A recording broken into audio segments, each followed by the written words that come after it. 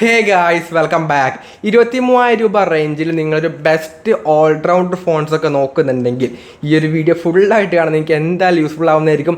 അങ്ങനൊരു ബെസ്റ്റ് ആയിട്ടുള്ള മോഡലാണ് മോട്ടറോള എഡ്ജ് 60 ഫ്യൂഷൻ എന്ന ഒരു കിഡ്ഡനായിട്ടുള്ള മോഡൽ. അപ്പോൾ ഇതിൻ്റെ എല്ലാ ഡീറ്റെയിൽസും ഞാൻ പറഞ്ഞുതരാം. ഫസ്റ്റ് ഓഫ് ഓൾ ആയിട്ട് 2 വേരിയൻ്റ് ആയിട്ടാണ് ഈ ഒരു ഫോൺ വരുന്നത്. 8GB 256GB ബേസ് മോഡൽ തന്നെ വരുന്നുണ്ട്. ഇതിൻ്റെ എക്സാക്റ്റ് പ്രൈസ് വന്നിട്ട് 22,999 ആയിട്ടാണ് വരുന്നത്. ഹയർ വേരിയൻ്റ് ആയിട്ടുള്ള 12GB 256GB വേരിയൻ്റെ പ്രൈസ് 24,999 ആയിട്ടാണ് വരുന്നത്. 23,000 രൂപയ്ക്ക് തന്നെ നിങ്ങൾക്ക് 256GB സ്റ്റോറേജ് അടക്കം ഇതിന് കൊടുത്തിട്ടുണ്ട്. ഇതിൻ്റെ ഒന്നിച്ച് തന്നെ നിങ്ങൾക്ക് SD കാർഡിൻ്റെ സ്ലോട്ട് അടക്കം ഈ ഒരു ഫോണിൽ കൊടുത്തിട്ടുണ്ട്. സോ എല്ലാം വരുന്നുണ്ട്.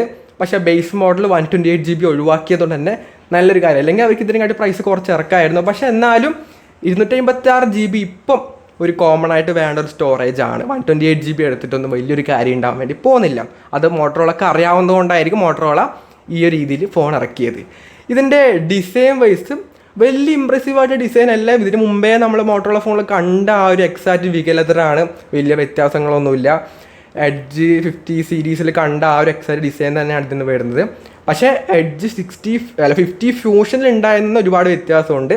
ഇത് കാണുന്ന സമയത്ത് പ്രീവിയസ് ആയിട്ടുള്ള എഡ്ജ് 50 നിയോയുടെ ആ ഒരു ഡിസൈൻ ആട്ടോ ഇതിന് വരുന്നത്. കാണാനൊക്കെ രസമുണ്ട്. 3 കളേഴ്സിലായിട്ടാണ് ഈ ഒരു ഫോൺ വരുന്നത്. 180 ഗ്രാം വെയിറ്റ് വരുന്നുണ്ട്. 8.2 mm തിക്നെസ് ആയിട്ടാണ് വരുന്നത്. അത്യാവശ്യം ലൈറ്റ് വെയിറ്റ് ആയിട്ടുള്ള ഫോണാണെന്ന് പറയാം.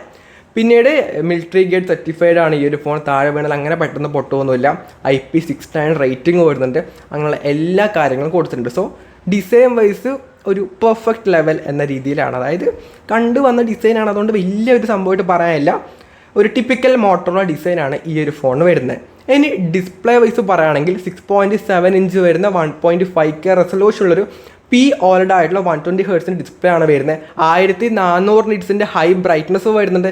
4500 നിറ്റ്സിൻ്റെ പീക്ക് ബ്രൈറ്റ്നസ്സും ഈ ഒരു ഫോണിന് കൊടുത്തിട്ടുണ്ട്. ഒരു കോഡ് കർവ്ഡ് ഡിസ്പ്ലേ ആണ്. അതുകൊണ്ട് തന്നെ കാണാനൊക്കെ ഭയങ്കര രസമുണ്ട്. കോർണിംഗ് ഗൊറില്ല ഗ്ലാസ് 7 പ്രൊട്ടക്ഷൻ അടക്കം ഇതിൽ കൊടുത്തിട്ടുമുണ്ട്.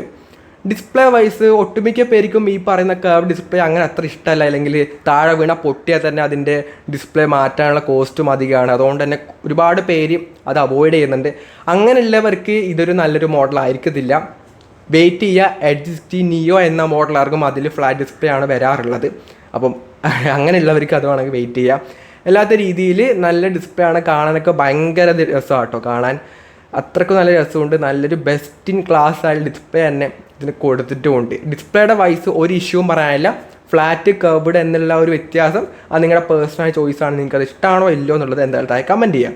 ഇനി അടുത്താണ് ക്യാമറ. പ്രൈമറി ക്യാമറ വന്നിട്ട് 50 MB ഒരു സോണിയുടെ ലിറ്റിയ 700C എന്ന സെൻസറുള്ള പ്രൈമറി ക്യാമറയാണ് വരുന്നത്. 13 MB അൾട്രാ വൈഡ് ക്യാമറ റിയറിൽ വരുന്നുണ്ട്. പിന്നെ ഒരു ആംബിയൻറ്റ് സെൻസറും റിയറിൽ കൊടുത്തിട്ടുണ്ട്. സെൽഫി ക്യാമറ ആണെങ്കിൽ 32 MB സെൽഫി ക്യാമറയും വരുന്നുണ്ട്. ഫ്രണ്ട് ആൻഡ് റിയറിൽ 4K 13fps സപ്പോർട്ടും കൊടുത്തിട്ടുണ്ട്. ഓവറോൾ ക്യാമറ എങ്ങനെയുണ്ട് എന്ന് പറഞ്ഞു കഴിഞ്ഞാൽ ഈ ഒരു പ്രൈസ് പോയിന്റിൽ ഒരു നല്ലൊരു ഡീസൻ്റ് ആയിട്ടുള്ള നല്ലൊരു ക്യാമറ എന്തായാലും ഇതിന് കിട്ടുന്നുണ്ട്. ബെസ്റ്റ് അല്ല, പക്ഷേ എന്നാൽ അത്ര മോശമല്ല. ഒരു നല്ലൊരു ക്യാമറ അത്രേ പറയുള്ളൂ. നല്ലൊരു ക്യാമറ ഇതിന് വരുന്നുണ്ട്.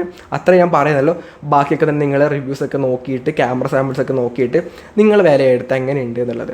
എൻ്റെ ഒരു ഒപ്പീനിയനിൽ നല്ലൊരു ക്യാമറ ഇതിൻ്റെ ഈ ഒരു ബഡ്ജറ്റ്, ഈ ഒരു പ്രൈസ് പോയിന്റ്, ബഡ്ജറ്റല്ല ഈ ഒരു പ്രൈസ് പോയിന്റിൽ നല്ലൊരു ക്യാമറ ഈ ഒരു ഫോണിന് വരുന്നുണ്ട്. ഇനി അടുത്താണ് പെർഫോമൻസ്. ഇതിൽ വരുന്നത് മിയാടെക്കിൻ്റെ ഡിമെൻസിറ്റി 7400 എന്ന ചിപ്സെറ്റാണ് വരുന്നത്. അറൗണ്ട് ഒരു 8 lakh ആൻഡ് സ്കോർ അടക്കം കൊടുത്തിട്ടുണ്ട്. സോ പെർഫോമൻസ് വൈസും ഒരു ഡീസൻറ്റ് ലെവൽ നല്ലൊരു പെർഫോമൻസ് വരുന്നുണ്ട്. ബെസ്റ്റും അല്ല മോശവും അല്ല, ഒരു ഡീസൻറ്റ് പെർഫോമൻസ് വരുന്നുണ്ട്.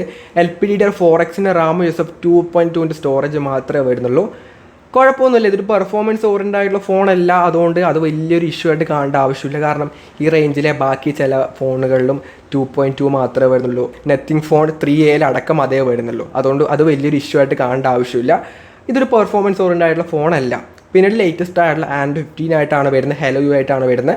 അത്യാവശ്യം ഒരുപാട് AI ഫീച്ചേഴ്സൊക്കെ ഇതിന് ഈ ഒരു ഫോണിൽ വരുന്നുണ്ട്. സർക്കിൾ ടു സെർച്ച് തൊട്ട് ബാക്കി എല്ലാ AI ഫീച്ചേഴ്സും ഈ ഒരു പ്രൈസ് പോയിന്റിൽ കിട്ടാവുന്നതിൽ ഒട്ടുമിക്ക എല്ലാ ഫീച്ചേഴ്സും മോട്ടറോള ഇതിൽ ഇൻക്ലൂഡ് ചെയ്തിട്ടുണ്ട്. പിന്നീട് 3+4 ഇയേഴ്സിൻ്റെ ആൻഡ്രോയിഡ് അപ്ഡേറ്റും മോട്ടറോള പ്രൊമിസ് ചെയ്യുന്നത്. മോട്ടറോള അങ്ങനെ പ്രോപ്പറായിട്ടുള്ള അപ്ഡേറ്റ് കറക്റ്റ് ടൈമിൽ തരാറില്ല. കുറച്ച് വൈകിട്ടാണ് തരാറ്. ആ ഒരു ഇഷ്യൂ മാത്രമേ ഉള്ളൂ.